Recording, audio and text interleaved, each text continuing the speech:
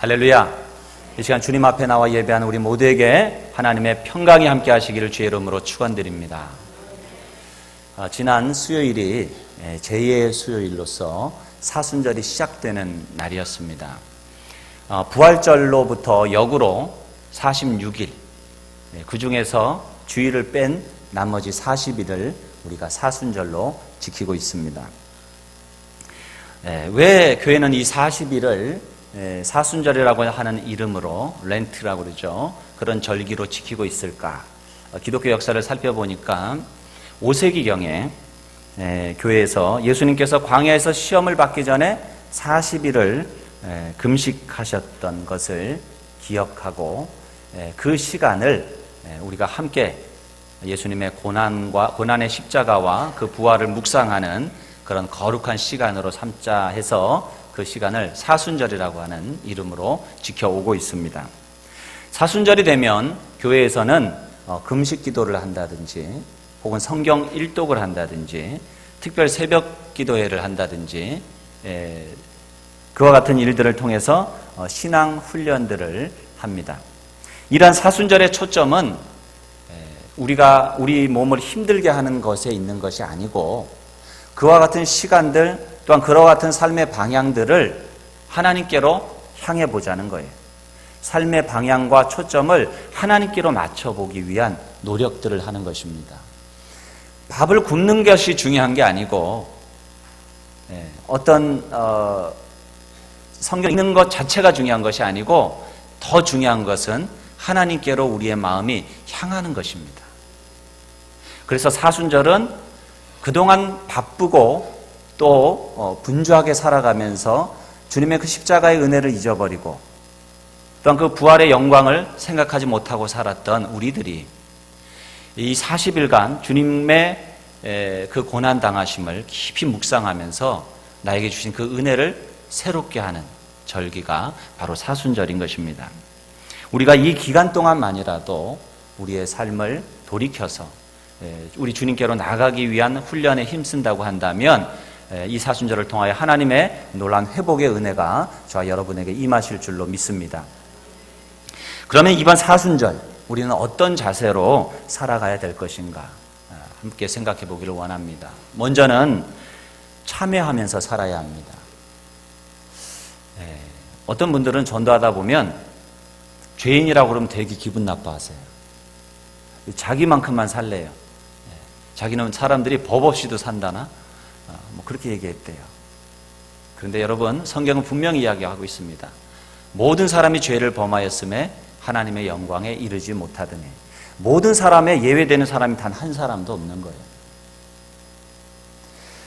그래서 우리가 살아가면서 원하든 원하지 않든 우리가 인식하든 인식하지 못하든 우리는 죄를 범하면서 살아가고 또 죄를 당하기도 하고 죄를 호흡하고 죄를 먹고 마시며 살아가게 되어 있습니다. 그러므로 우리는 살아가면서 늘 자기 자신은 옳다라고 생각하면서 살아가는 이 죄악을 주님 앞에 회개해야 될 것입니다. 또한 기도에 힘쓰면서 살아가는 절기가 되어야 됩니다. 온통 세상에 우리는 관심을 쏟아 살아가기 때문에 하나님의 뜻, 하나님의 인도를 생각하지 못하고 살아가요. 우리가 이 사순절이 되었구나. 내가 다시 한번 내가 하나님의 뜻을 따라 살아가고 있는가 자신을 돌아보시면서 자신의 삶을 하나님 앞에 내어놓는 그런 기도 그리고 하나님의 뜻을 쫓고자 하는 그 뜻을 묻는 기도의 생활을 회복하시기를 바랍니다. 그리고 또한 성경을 읽고 묵상하는 시간을 가지시기 바랍니다. 그동안은 바쁘다고 성경 한 줄 읽지 못하고 살아가잖아요.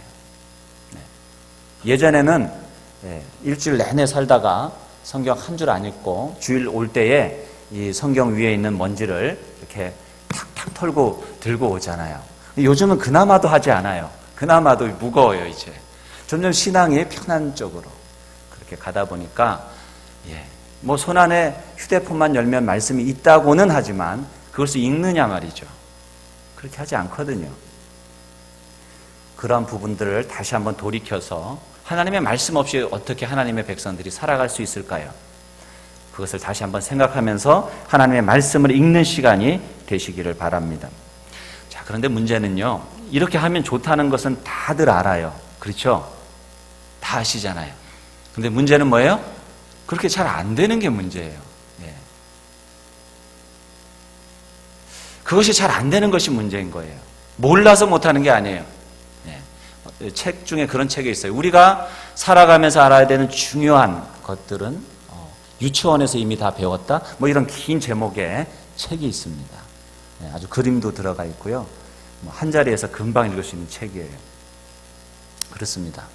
우리는요, 어떻게 하면 하나님을 기쁘시게 하고 어떻게 신앙생활을 하는 것이 좋은 신앙생활인지를 대부분 다 알고 계세요. 그런데 문제가 뭐예요? 그게 안 된다는 사실이에요. 그렇게 우리가 살아가지를 않는다는 거예요. 왜 그럴까요? 어떻게 그것이 가능할까요? 한마디로 말하면 오늘 본문 16절에 그 해답이 나와 있습니다. 우리 16절 말씀을 한번 같이 읽겠습니다. 시작. 내가 이르노니 너희는 성령을 따라 행하라. 그리하면 육체의 욕심을 이루지 아니하리라. 아멘. 육체의 욕심을 따라 살지 말고 성령을 따라 살아가는 것. 그것이 바로 우리가 바로 이 문제를 해결할 수 있는 방법이에요. 참 그리스도인이라고 한다면 이 사순절 절기만이라도 육체의 소욕, 육체의 욕망대로 살지 않도록 힘쓰자는 거예요. 다른 때에는 몰라도 사순절 절기만이라도 평상시와 다르게 살아보자는 거예요. 이 육체의 욕심을 이루지 않으려면 우리는 성령을 따라서 살아가야 한다는 것입니다. 우리의 내면에서 일어나는 이 육체의 소욕을 제어할 수 있는 길은 성령을 따라 사는 것밖에 없습니다. 성령은 종말에 임하는 하나님의 영, 또한 그리스도의 영이십니다. 진리의 영이십니다. 또는 하나님의 나라에서의 삶의 원리로 그렇게 표현되기도 합니다. 반대로 육체라고 하는 것은 우리의 이 육체, 이 고기 덩어리만을 말하는 게 아니에요. 성경이 말하는 육체는 우리의 인간의 죄악된 본성을 일컫는 말입니다. 우리 안에 있는 정욕과 우리 안에 있는 탐심과 그 욕망들을 가리켜서 육체라고 이야기를 합니다. 그렇기 때문에 성령을 따라 행하면 육체의 욕심을 이루지 않을 수 있는 것입니다. 또한 17절 말씀과 같이 육체의 소욕과 성령의 소욕이 서로 거스르는 것도 당연해요. 그리고 우리는 예수님을 믿을 때에 그리스도의 영이신 성령이 우리 가운데 임하여 계십니다. 그런데 우리 안에는 여전히 육체의 소욕이 자리 잡고 있다는 거예요. 이 싸움이 날마다 우리 안에서 일어나는 거예요. 영적 전쟁은 귀신하고 싸우는 것보다도 내 육신과 싸우는 것이 더 치열합니다. 그것이 더 근본적인 싸움이에요. 나의 육체는 이렇게 하고 싶고 성령님은 저렇게 하기를 원하시고 우리는 그 사이에서 갈등하는 거예요. 사도 바울은 로마서 7장에서 그 갈등을 잘 설명하고 있어요. 선을 행하고자 하는 마음은 내 안에 너무나도 많아요. 그런데 내 안에서 다른 법이, 이 육체의 법이, 죄의 법이 나를 사로잡아 가는 것을 보는 거예요. 오라 나는 공고한 사람이로다. 이 사망의 몸에서 누가 나를 건져내랴. 이것이 사도 바울의 한탄이었습니다. 우리도 마찬가지 아닙니까? 우리가 거룩한 것 같고 신앙생활 잘하는 것 같지만 여전히 우리 안에도 하나님 앞에 드리지 못하고 주의 뜻대로 살아가지 못하고 내 욕심과 내 육체의 소욕을 따라 살아가는 모습이 우리 안에도 있지 않느냐 하는 것입니다. 그러므로 우리는 이 사순절 기간 동안에 하나님 앞으로 나아가기 위해서 주님의 뜻대로 살아가기 위해서 성령을 쫓아 행하자는 거예요. 어떤 사람이 처음 교회에 나왔습니다. 교회에 나와서 기도를 하는데 기도를 어떻게 해야 되는지를 모르는 거예요. 정말 처음 교회를 나온 분이래요. 그래서 눈을 감아야 될지 눈을 뜨고 기도를 해야 될지 모르겠더랍니다. 그래서 이 사람이 눈 한쪽은 이렇게 감고 한쪽은 이렇게 뜨고 기도를 했대요. 여러분 우습죠? 그런데 우리가 그렇게 우스운 신앙생활을 하고 있는 건 아니냐 하는 거예요. 성령을 쫓아 살아가는 것도 아니고 세상을 쫓아 살아가는 것도 아니고 성령을 쫓아 살아가야 하는데 하면서 세상을 좋아하고 세상 사람들이야 성령을 받지 못했으니까 그런 고민을 할 필요도 없겠지만 우리 그리스도인들은 성령께서 우리 안에 계시잖아요. 그렇기 때문에 성령의 감동과 지시가 우리 가운데 있습니다. 그것을 따라 살아야 하는데 우리는 우리 안에 있는 육체는 그것을 원하지를 않는 거예요. 그래서 우리 안에서 싸움이 일어나는 것입니다. 우리는 이 세상과 성령님 하나님의 나라에 양다리를 걸치고 살아가는지 몰라요. 그래서 어떨 때는 이쪽으로, 어떨 때는 저쪽으로. 우리 생각에는 이것도 취하고 저것도 취하고 라고 생각할지 모르지만 그런 생활은 결국에는 이것도 취하지 못하고 저것도 취하지 못하는 삶을 살아갈 수 있다는 것을 우리는 알아야 됩니다. 사랑하는 성도 여러분, 이번 사순절에는 이 갈등에서 벗어나시기를 주의 이름으로 축원드립니다. 성령을 따라 행하기로 결단하는 이 절기가 되시기를 주의 이름으로 부탁을 드립니다. 그렇다면 성령을 따르려는 우리의 발목을 잡는 이 육체의 일이 과연 무엇인가? 19절부터 보면 육체의 일은 분명하니 하면서 그 내용에 대해서 구체적으로 열거하고 있습니다. 요 여러 가지 이 육체의 일들은 크게 네 부분으로, 네 가지 종류로 나누어서 볼 수가 있습니다. 첫째는 음행과 더러운 것과 호색입니다. 이것은 성적인 죄악들이에요. 성적으로 여러분 깨끗하시길 바랍니다. 성적으로 추해지면 영적으로도 추해지는 거예요. 사람의 몸이라고 하는 것은 영과 혼과 육으로 구성되었다라고 말은 하지만 그것은 논리예요. 이야기예요. 사람의 몸에서 영혼을 떼어내면 그게 사람입니까? 시체고 또 귀신이지. 사람은 영과 혼과 육을 다 가지고 있는 존재예요. 그래서 영이 살아나면 육체도 살아납니다. 건강도 살아나고 반대로 육체가 죽으면 영도 죽어갈 수 있는 거예요. 몸이 약해지면 마음도 약해지고 영혼도 약해지는 그런 일들이 일어나는 거예요. 그래서 우리가 육체적으로 범죄를 한다 그럴 때에 그것이 우리의 영혼에도 영향을 미치는 것입니다. 성적인 것은 개인적인 일이 아니라 사회 문화적인 일이요, 관계적인 일이요, 또한 영적인 일이라는 사실을 여러분이 기억하시기를 바랍니다. 우리가 성적인 타락을 하게 되면 그것이 영적으로 우리를 묶습니다. 소울 타이라고 그래요. 우리의 영혼을 묶어버려요. 그래서 늘 그런 생각을 하게 되고 거기에 묶이게 되면서 성령을 쫓아 살아갈 수가 없는 거예요. 얼마 전 유럽의 유학생 신앙사경회에서 간증을 하는 유명한 장로님의 간증을 들었습니다.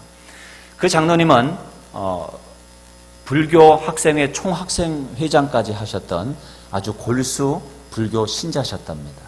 그래서 예수 믿는 사람들이라고 그러면 괜히 막 믿고 싫고 그렇게 살았던 사람입니다. 그런데 그분이 영국에 유학을 갔다가 거기서 예수님을 만나게 되고 예수님을 믿게 됐어요. 그러고 나니까 너무 기쁜 거예요.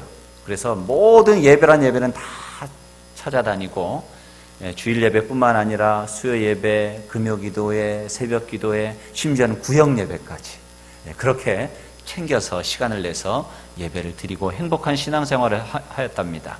그리고 이분이 이제 교회에서 집사의 직분도 받게 됐어요. 그런데 이 집사님이 당시에 해외로 여러 곳으로 출장을 많이 타지로 다녔다고 그래요. 그런데 출장을 가면은 그곳에서 혼자만 있으니까 무료하잖아요. 그리고 적적하기도 하잖아요. 가족과 멀리 떨어져 혼자 있으니까 낯선 도시에 있으니까 외로운 거예요. 그래서 그는 밤이면 반드시 즐기는 것이 있었다고 합니다. 포르노 영화와 포르노 잡지. 그것을 그는 즐긴 거예요. 아니 개인적인 거 아니냐. 내가 누구에게 해를 주는 것도 아니고 혼자 좀 즐길 수 있는 것 아니냐. 그는 그렇게 생각하면서 예수님을 믿는 그 중에도 그는 계속 그런 일들을 했다고 합니다. 그런데 이상한 일이 일어나기 시작을 했어요. 그가 이렇게 타지로 나아갔을 때에 가족 중에 누군가가 꼭 아프다는 거예요. 그것도 아주 심하게 아프다는 거예요. 그래서 연락이 오고 출장을 마치고 돌아가면 또 아무 일도 없었던 것처럼 다 낫는 거예요. 그러기를 여러 번을 반복을 해서 참 이상하다. 하나님 앞에 이 집사님이 기도를 하였답니다. 그런데 그때 하나님께서 그렇게 응답하시는 거예요. 주님, 왜 내가 출장만 나가면 가족이 아픕니까? 너 때문이다. 네가 출장만 가면 내 마음은 마치 너의 가족들처럼 아프단다 하면서 자기가 어두컴컴한 방에서 포르노 영화를 보고 있는 장면이 딱 떠오르더라는 거예요. 그는 그때 깨닫고 하나님 앞에 철저히 회개를 하고 그때부터 그것을 끊었다고 합니다. 그리고 나서는 그가 출장을 가도 가족들이 아픈 일이 사라졌다는 거예요. 사랑하는 여러분, 하나님은 우리가 성결케 되기를 원하십니다. 우리가 예수님 믿고 천국 가는 게 삶의 목적입니까? 아니에요. 우리는 신앙생활의 본질은 천국 가는 게 있는 게 아니에요. 하나님의 자녀, 하나님과의 관계에 있는 것이에요. 하나님의 자녀면 우리 주님을 닮아가야 됩니다. 그분의 거룩하심을 닮아가야 되는 거예요. 그것이 당연하지 않습니까? 그래서 우리 주님이 나를 향하신 그 뜻은 거룩함에 있다는 것을 여러분이 깨달으시고 성적으로 깨끗하지 못할 때 만약 그런 부분이 있다면 주님 앞에 회개하시고 그런 것들을 잘라내시는 그러한 시간이 되시길 바랍니다. 육체의 일은 둘째로 우상 숭배와 주술이 있습니다. 우상 숭배는 하나님 외에 다른 것을 의지하고 높이는 것을 우상 숭배라 합니다. 반드시 여러분이 절간에 가서 시주를 하고 절을 하고 혹은 푸닥거리를 하고 점괘를 보고 그런 것만을 우상 숭배라 하지 않습니다.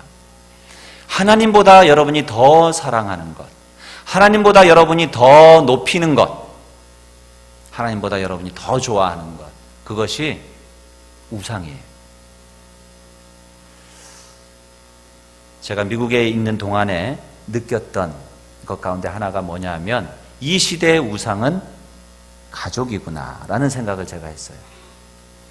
한국도 그렇지만 지금 미국 사람들은 특별히 그래요. 개인주의적인 그러한 문화에 핵가족화되어 있는데 그러다 보니까 이 가족이 가장 먼저예요. 가족의 어떤 조그만 일만 있으면 어떤 교회 일이라든가 하나님의 일은 뒷전이 되더라고요. 그렇게 되는 것들이 점점 더 심해지게 되니까 모이기도 힘들고 점점 교회들이 어려워지는 것을 많이 보았습니다. 여러분, 여러분의 자녀를 위해 사랑하시고 또한 그들을 잘 돌봐주시길 바랍니다. 그들이 잘 되기를 위해 애쓰시길 바랍니다. 그러나 여러분이 그들보다 하나님을 더 사랑하신다면 그것은 우상 숭배가 될 수도 있는 거예요.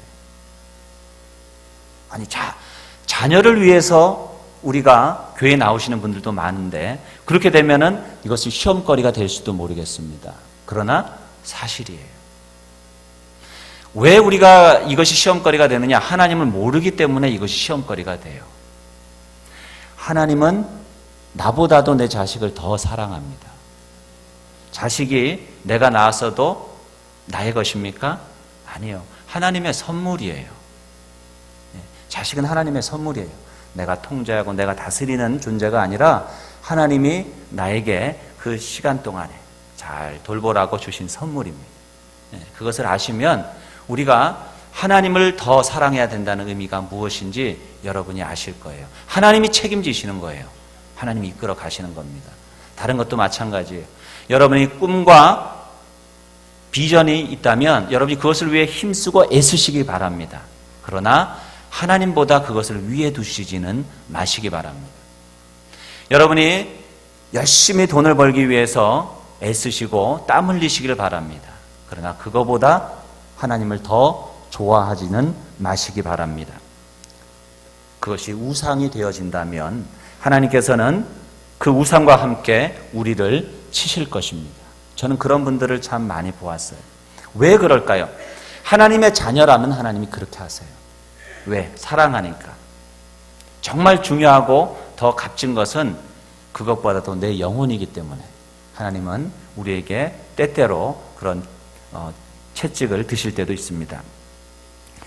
예수를 영접하여 온전한 하나님의 자녀되고 성령께서 내주하시는 하나님의 자녀가 되었다면 하나님께서는 반드시 그렇게 하실 것입니다.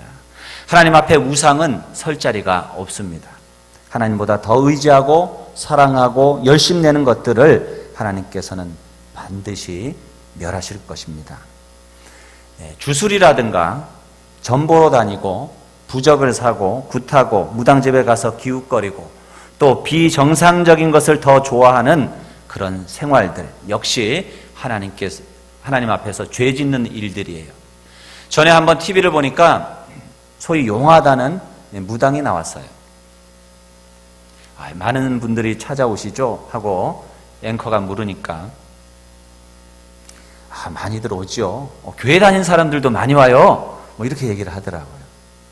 제 얼굴이 뜨거워지는 거예요. 여러분, 그런 이야기를 듣는다라고 하는 것은 하나님을 욕되게 하는 거예요. 나는 점 안 봤어요. 그냥 친구 따라간 거예요.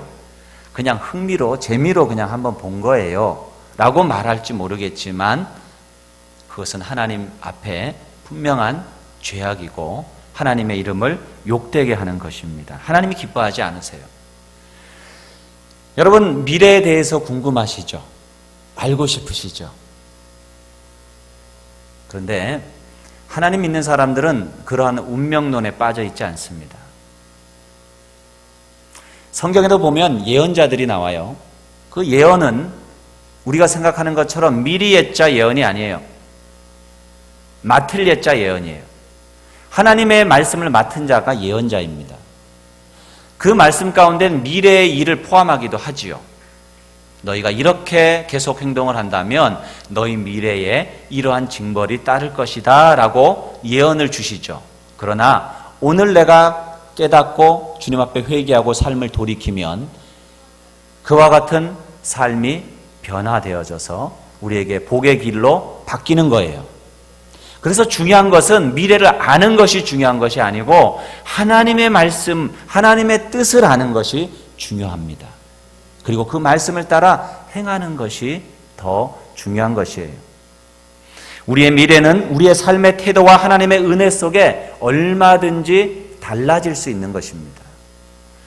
미래의 일에 관심 가지는 이런 주술적인 것들은 모두 하나님께 범죄하는 행위요, 육체의 소욕을 따라 살아가는 것입니다. 하나님이 가증히 여기시는 것들이에요. 이런 것들에 익숙해 있는 생활로는 여러분 성령을 따라 살 수가 없어요. 여러분 혹시 여러분의 삶 가운데 그러한 삶의 부분이 있다면, 혹 어떤 분들은 신문에 그거 나오잖아요. 2주간의 운세 뭐 이런 거 열심히 보시는 분들 계시는데 그것도 좋지 않아요. 시간 낭비예요. 그 시간에 성경 한 줄이라도 읽으시길 바랍니다. 그것이 여러분에게 유익이 될 것입니다.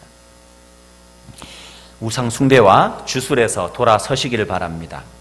세 번째는 육체의 일은 원수 맺는 것과 분쟁과 시기와 분냄과 당지는 것과 분열함과 이단과 투기입니다. 이 긴 목록들은 서로 연결되어 있어요. 마음속에 원수 맺는 일로 시작해서 그것이 점점 발전되어 갑니다. 마음속에 원한을 가지니까 말이 나가도 아주 안 좋게 나가요. 그것이 분쟁이 됩니다. 그리고 이 분쟁은 더욱더 시기심으로 나아가고 마침내 참지 못하고 상대방에게 분을 폭발합니다. 그리고 이것으로 성이 차지 않으니까 자기 편을 끌어모아요. 사람들에게 말을 하고 당을 짓게 됩니다. 자기를 합리화해야 되니까. 결국은 공동체 안에서 분열을 가져오게 되고 하나님의 말씀에 위배되는 이단과 같은 그런 역할을 하게 되고 서로 투기하는 지경에 이르게 되는 거예요. 이것이 다 육체의 소욕을 따르기 때문에 우리의 삶 가운데 나타나는 일들이에요. 이런 죄를 짓지 않으려면 맨 처음에 확실하게 해결해야 돼요. 처음에 우리가 원망하는 마음, 원한의 마음을 가질 때, 그 사람에게 섭섭한 마음이 들 때 그때 그 문제를 해결해야 돼요. 용서하든지 오해를 풀든지 그 처음에 그 문제를 해결해야지 그것을 쌓아두고 누르기 시작하면 나중에 폭발하게 되는 거예요. 사단이 틈을 타게 되는 것입니다. 그리고 분을 내서도 해가 지기 전에 그것을 풀라고 그랬어요. 혹 그렇게 됐더라도 빠르면 빠를수록 좋습니다. 그것이 성령을 쫓아 살아가는 사람의 모습인 거예요. 베드로전서 4장 8절에 보면 무엇보다도 뜨겁게 서로 사랑할지니 사랑은 허다한 죄를 덮느니라 그랬습니다. 육체의 소욕은 결국 용서하지 못하고 사랑하지 못하고 자기의 감정대로 자기 분풀이로 나아가 성령을 따르지 못하게 만드는 거예요. 원한을 품고 시기심과 투기가 가득하고 분노심이 가득한데 우리가 어떻게 성령을 따라 살아갈 수 있겠습니까?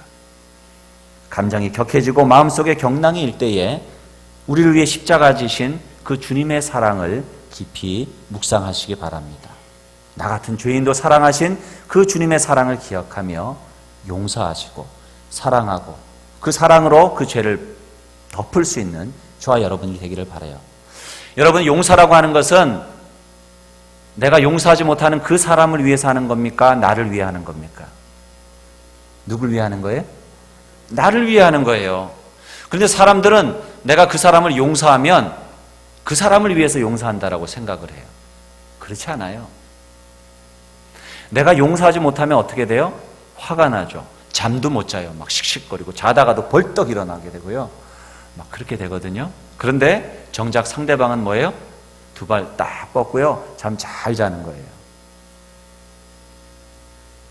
그런데 그 사람을 용서하고 나면, 주님의 사랑으로 그 죄를 덮고 나면, 그 영혼을 위해서 긍휼히 여기고 기도하고 나면 우리가 편안하게 잠을 자는 거예요. 여러분, 용서와 화해는 달라요. 용서한다고 화해하는 건 아니에요. 화해는 관계를 다시 복원하는 거예요. 회복하는 것이에요. 그러나 용서는 아니에요. 그 사람 없이 나 혼자도 용서할 수 있는 거예요. 그 차이를 이해가 되십니까? 그래서 용서는 누구를 위해서 하는 거냐? 나를 위해서 하는 거예요. 여러분, 용서하세요. 사랑으로 덮어주세요. 그리고 할 수만 있다면 화해까지 나아갈 수 있기를 바랍니다. 네 번째로는 술 취함과 방탕함과 또 그와 같은 것들이라고 했습니다. 이것은 자기 자신에 대한 무절제한 죄들입니다. 술 취하지 말라 그랬어요. 그것은 방탕함으로 이어지는 거예요.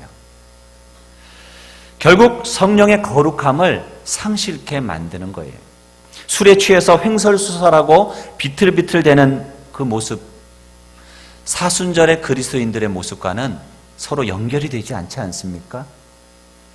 사랑하는 성도 여러분, 이번 사순절에 이러한 육신의 소욕을 따르는 삶의 습관들을 잘라내시길 바랍니다. 열매 맺기 위해서는 가지치기가 필요한 거예요. 가지치기를 안 해주면요, 저는 농사는 잘 모르지만 열매가 실하게 익질 않는데요. 열매가 조그맣게 그렇게 익어서 상품 가치도 없고 그렇다네요. 우리의 삶도 마찬가지예요. 여러분, 주님이 원하시는 삶, 열매 맺는 삶을 사시려면 여러분의 삶에 가지치기가 필요합니다. 회개뿐만 아니라 여러분의 삶 가운데 하나님이 원하시지 않는 삶의 모습들, 죄악들을 가지치기 하셔야 돼요. 그것을 잘라내는 것은 아픈 일이에요. 때로는 힘든 일이에요. 고통스러워요. 불편해요. 그렇지만 여러분이 그러한 삶을 결단하고 나아갈 때에 여러분의 삶에 풍성한 성령의 열매, 하나님의 주시는 축복의 열매가 맺힌다는 사실을 믿으시기 바랍니다. 어떻게 그것이 가능합니까? 여러분이 성령의 감동 가운데 순종하시면 돼요.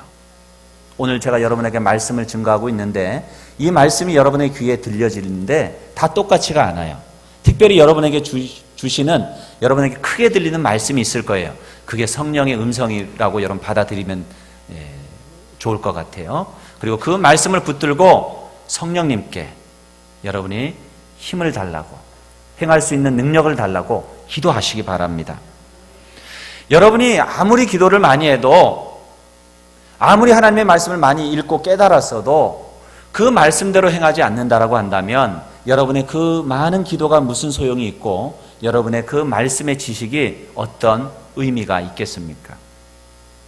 마치 길가에 떨어진 씨앗과 같고 돌짝밭에 떨어진 씨앗과 같고 그리고 가시덤불에 떨어진 씨앗과 같이 열매 맺지 못하는 신앙이 될 수밖에 없을 것입니다. 여러분, 이 사순절 성령님을 따라 행하는 귀한 절기가 되시기를 주의 이름으로 축원드립니다. 성경은 24절에서 이렇게 말씀합니다. 그리스도 예수의 사람들은 육체와 함께 그 정욕과 탐심을 십자가에 못 박았느니라. 아멘. 어디에 못 박았다고요? 십자가에 못 박았다. 우리는 육체와 함께 그 정욕과 탐심을 십자가에 못 박은 줄로 믿습니다. 그런데 은혜를 받아들 때는 이 사실이 너무나도 고맙고 감사해요. 주님이 나를 위해 십자가 지셨고 나 또한도 주님과 함께 십자가에 못 박혀 죽었다. 이제 내가 산 것이 아니요 그리스도께서 사신 것이다. 이 사도 바울의 고백이 나의 고백이다. 저도 참 좋아하는 갈라디아서 2장 20절 말씀인데, 은혜가 떨어지면 어떻게 돼요? 이게 부담스러워요. 십자가가 너무 무겁다. 나는 내 뜻대로 내 생각대로 살고 싶은데 이 신앙생활하는 게 너무 힘드네, 피곤하네, 고통스럽네, 짐같이 느껴지는 거예요. 그 귀한 십자가가 짐같이 느껴지기 시작한다는 건 뭐예요? 내가 영적으로 지금 쥐고 있는 거예요. 육체의 소욕이 나를 붙들고 있다는 거예요. 여러분, 십자가에 달린 예수님이 내려왔다가 올라갔다 하십니까? 우리가 십자가에 예수님과 함께 못 박혀 죽었는데 죽은 사람이 다시 살아났다가 다시 죽었다가 합니까? 그렇게 해서는 안 됩니다. 이 사순절, 아직까지 자신에게 이런 육체의 소욕을 따라가려는 그런 성향들 가운데에 여러분이 눌려 있다면 여러분 경건의 훈련을 통해서 성령을 따라 행하기를 힘쓰시기를 바랍니다. 금식도 할 수 있으면 하시고, 부분 금식도 좋아요. 내가 좋아하는 커피를 끊는다든지, 담배를 끊는다든지, 이번 기회에 한번 담배를 한번 끊어보겠다. 내가 이번 기회에 한번 술을 한번 끊어보겠다. 내가 이번 기회에 휴대폰을 내가 금식을 하겠다. TV 금식을 한번 해보겠다. 다 좋아요. 그런 것들을 통해서 하고자 하는 것은 나를 힘들게 하고 어렵게 하고자 함이 아니라 주님께로, 주님이 기뻐하시는 뜻으로, 내가 기뻐하는 삶이 아니라 하나님 기뻐하시는 삶으로 나의 삶을 턴하고자 하는 나의 의지의 표현인 거예요. 나의 삶의 지향점을 하나님께로 향하는 거예요. 그것이 중요한 거예요. 작은 것이라도 좋아요. 여러분의 삶 가운데서 끊어내야 될 것이 있다면 내가 이번에 한번 이것을 끊어내보자. 그래서 나도 열매 맺는 삶을 한번 살아보자. 하나님 기뻐하시는 인생을 한번 살아보자. 결단하는 이 사순절 절기가 되기를 바랍니다. 이러한 믿음을 가진 사람은 성령의 인도를 받는 삶을 살게 되는데, 그렇게 성령의 인도하심을 받고 살다 보면 자연히 우리에게서는 성령님에 의해서 맺어지는 열매가 생깁니다. 그것을 성령의 열매라 하지요. 사랑, 희락, 화평, 오래 참음, 자비, 양선, 충성, 온유, 절제. 이와 같은 성품의 열매가 우리가 성령을 따라 살아갈 때에 우리의 삶 가운데 맺히는 거예요. 이 열매는 다른 데 있지 않아요. 성령을 쫓아 살아갈 때 맺히는 거예요. 예수님의 주인 되심을 인정하고 그분이 나의 삶을 다스리고자 할 때에, 그것이 성령 충만이죠. 그때에 우리의 삶에는 성령의 열매가 맺혀지는 거예요. 여러분, 가수원에 있는 과수 열매들이 어떻게 열매를 맺습니까? 그 가지들이 열심히 땀을 흘리면서 가지들이 매일 일을 합니까? 과수원에 가면 열매 맺겠다고 낑낑거립니까? 그런 소리 들어보셨어요? 나무들이 낑낑대는 소리. 아니에요. 가지는요, 그냥 그 나무에 딱 달라붙어 있으면 열매를 맺어요. 열매를 맺는 거예요. 자기가 맺는 게 아니라 맺혀지는 거예요. 기독교인의 신앙은 그래요. 어찌 보면 상당히 수동적인 것 같아요.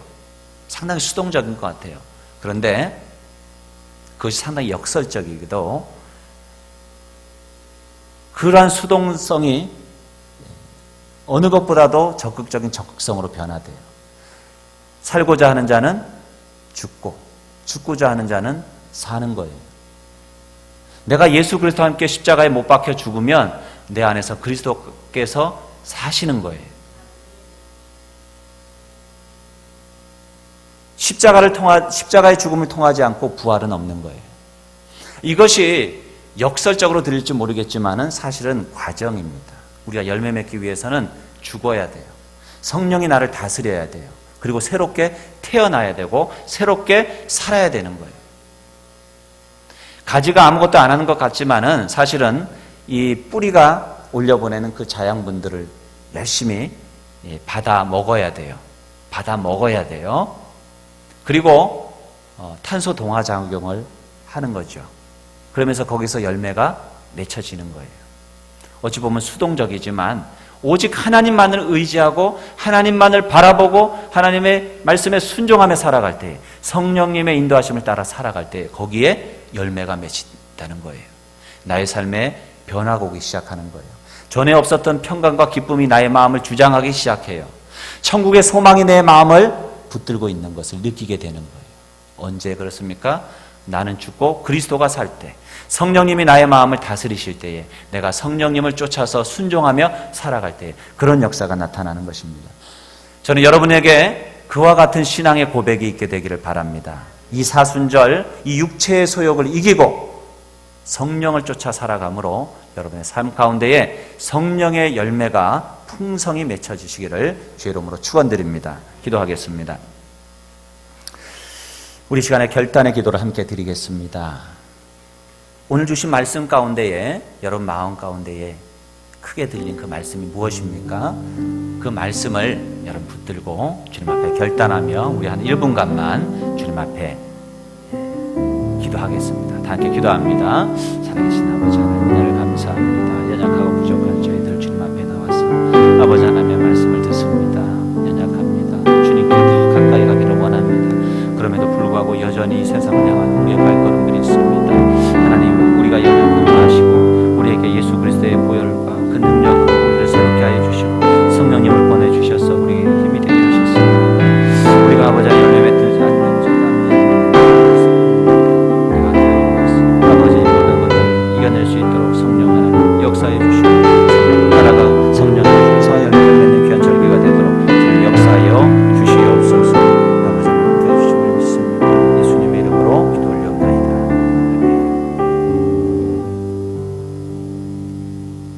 사랑과 은혜의 주님, 우리가 마음으로는 주님을 따르고자 하지만 또 다른 우리의 마음의 부분은 우리 주님을 등지고 이 세상으로 향하고자 하는 육체의 소욕이 있는 것을 우리가 늘 깨닫습니다. 하나님을 믿는다고 하면서도 때로는 율법적으로 하나님을 믿거나 또한 말씀대로 살지 못하는 게으름과 불신앙이 우리 가운데 있습니다. 하나님, 우리의 이 연약함을 주님은 아시고 우리에게 성령 하나님을 보내주셨습니다. 우리에게 이미 와 계신 성령님의 음성에 귀 기울이는 자들 되게 하시고 이 사순절 기간 그 음성에 순종하며 주님을 따라가는 귀한 삶을 살아가게 하옵소서.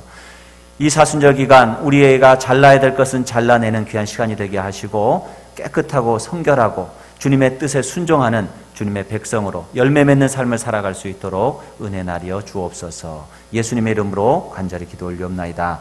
아멘.